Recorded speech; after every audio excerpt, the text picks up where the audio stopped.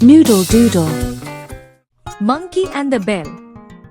एक दफा का जिक्र है कि एक घने जंगल के करीब एक पुरसुकून गांव था। इस जंगल में एक शरारती बंदर रहता था जिसका नाम बालू था। बालू अपनी चालाकियों और खेल कूद के लिए मशहूर था। वो हमेशा किसी न किसी शरारत में मगन रहता, कभी जानवरों को हंसाता तो कभी थोड़ी बहुत परेशानी भी खड़ी कर देता। एक दिन कुछ मुसाफिर जंगल के रास्ते सफर कर रहे थे। जब वो एक छोटे जंगल से गुजर रहे थे तो उनमें से एक की सुनहरी घंटी गलती से नीचे गिर गई। घंटी पत्थरों से टकराकर जोर से बजी, लेकिन मुसाफिर जल्दी में थे और उन्हें इसके गिरने का पता न चला। घंटी की आवाज जंगल में गूंज उठी और बालू, जो दरख्तों पर झूल रहा था, फौरन मुतवज्जे हो गया। अब बालू रोजाना एक ऊंची शाख पर बैठकर घंटी बजाता। पहले तो जंगल के जानवर हैरान हुए, लेकिन जल्द ही वो खौफजदा होने लगे। उन्हें ये अजीब और अनोखी आवाज सुनकर लगा कि शायद कोई भूत जंगल में आ गया है। गांव वालों ने भी रात के वक्त जंगल से आती हुई ये पुरअसरार आवाज सुनी और वो भी खौफ में मुब्तला हो गए।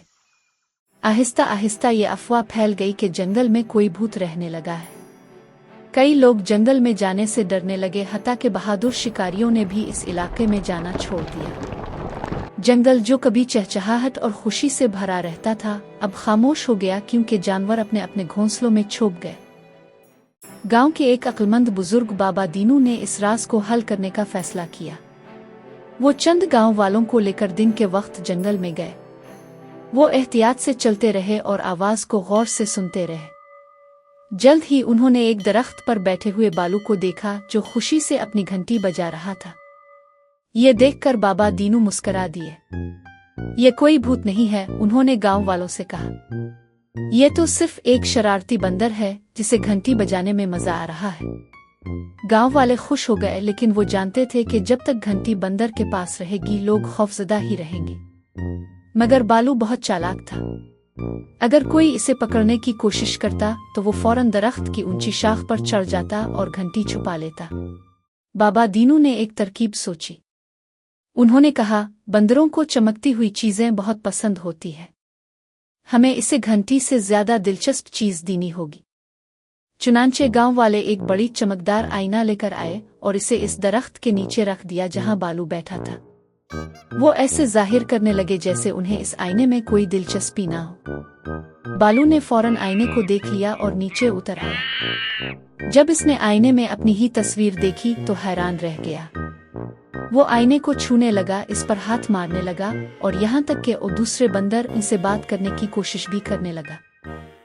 जब बालू आईने में महव हो गया तो बाबा दीनू ने जल्दी से घंटी उठाई और अपने थैले में छुपा ली।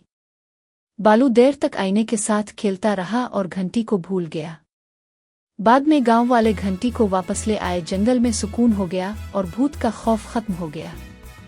बालू को अपनी घंटी तो दोबारा ना मिली, लेकिन वो अपनी शरारतों और नई चीजें दरियाफ्त करने की आदत बरकरार रखे रहा।